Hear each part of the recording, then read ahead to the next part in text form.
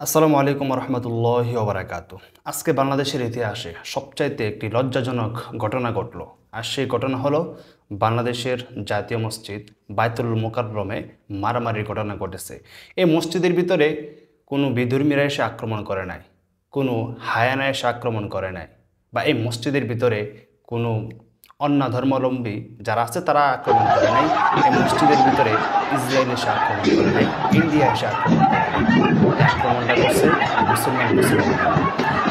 মুসলিমরা মারামারি করেছে। আর এই যে ঘটনাটি ঘটলো, এই ঘটনা ঘটার পিছনে একটি মাত্র লোকের হাত রয়েছে, আর সেটি হলো যিনি কিনা বাংলাদেশের কওমি মাদ্রাসাকে একটি দুর্নামে পরিণত করেছিল 2018 সালে শেখ হাসিনাকে কওমি জননী উপাধি দিয়ে, সেই মুফতি রুহুল আমিন।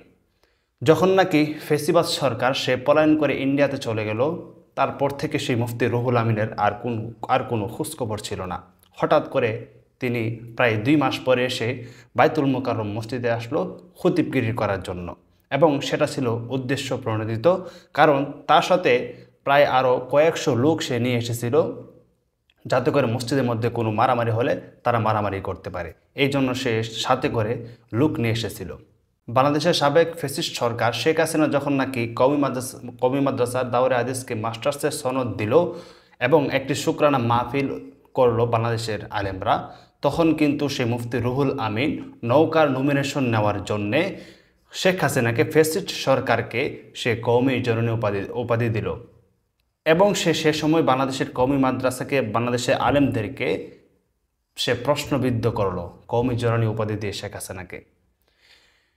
সেই সময় থেকে বাংলাদেশের কওমি ঘরানার অনেক আলেম তাকে দেখতে পারে না। সে নমিনেশনের জন্য বাংলাদেশের কওমি মাদ্রাসার মান সম্মান ডুবাইছিল একবার, আবার বাংলাদেশের কওমি মাদ্রাসার মান সম্মান ডুবাইছে এই 2024-এ এসে। ফ্যাসিস্টের যখন নাকি পতন হলো তার 2 মাস পরে এসে সে খতিবগিরি করতে আসছে। সে একবার পলায়ন করছে, সে পলায়ন করে সে এখান থেকে চলে গেছে। আবার তার কি দরকার ছিল এই মসজিদে এসে এভাবে একটি মারামারির মতন কাহিনী সৃষ্টি করা?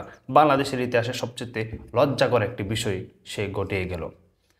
এবং এই যে একটি ঘটনা ঘটলো আজকে, বাংলাদেশের জাতীয় মসজিদ সেটা যদি আজকে মসজিদের অসম্মানী করা হলো, সেখানে জুতা দিয়ে আপনার মারামারি হয়েছে, সেখানে আপনার যেই ড্রাম থাকে ময়লা ফেলা, সে ড্রাম দিয়ে আপনার মারামারি হয়েছে।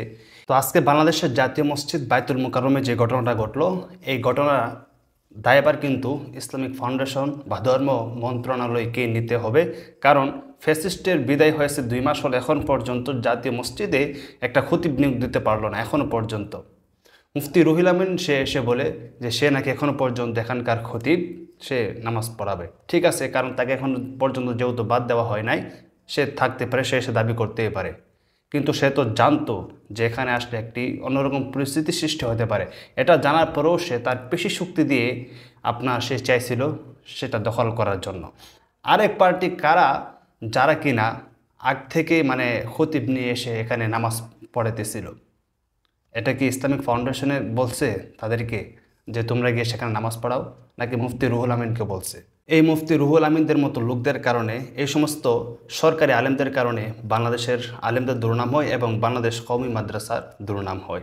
আজকে যদি সেই মুফতি রুহুল আমিন এই জাতীয় মসজিদে না আসতো খতিবগিরি করার জন্য, সে তার লোকবল নিয়ে যদি না আসতো, তাহলে কিন্তু এই অনাকাঙ্ক্ষিত ঘটনা ঘটতো না, এই লজ্জাজনক একটি বিষয় আজকে কিন্তু ঘটতো না।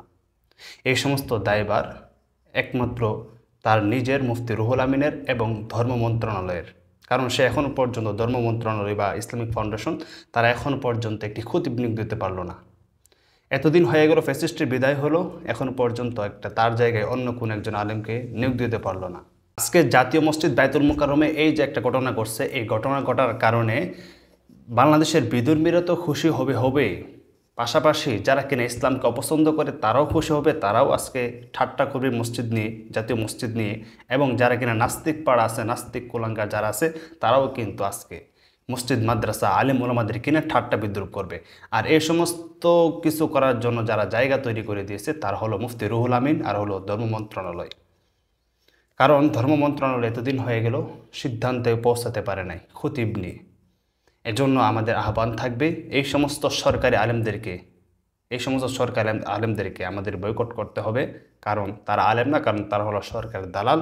2 নম্বর কথা হলো এই ধর্ম মন্ত্রণালয়কে আহ্বান করব অতি দ্রুত জাতীয় মসজিদের বিষয়ে একটা সিদ্ধান্ত নিন, এখানে খতিব নিয়োগ করুন, যাতে করে ভবিষ্যতে আর কোনো সময় এই রকম যায় ঝামেলা না হয়।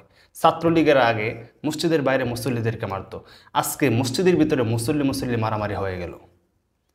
এজন্য এই জাতীয় মসজিদ বায়তুল মুকাররমে অতি দ্রুত একজন খতিব নিয়োগ করা হোক, হক্কানি আলেম নিয়োগ করা হোক, যাতে করে আর এই সমস্ত অনাকাঙ্ক্ষিত ঘটনা না ঘটে।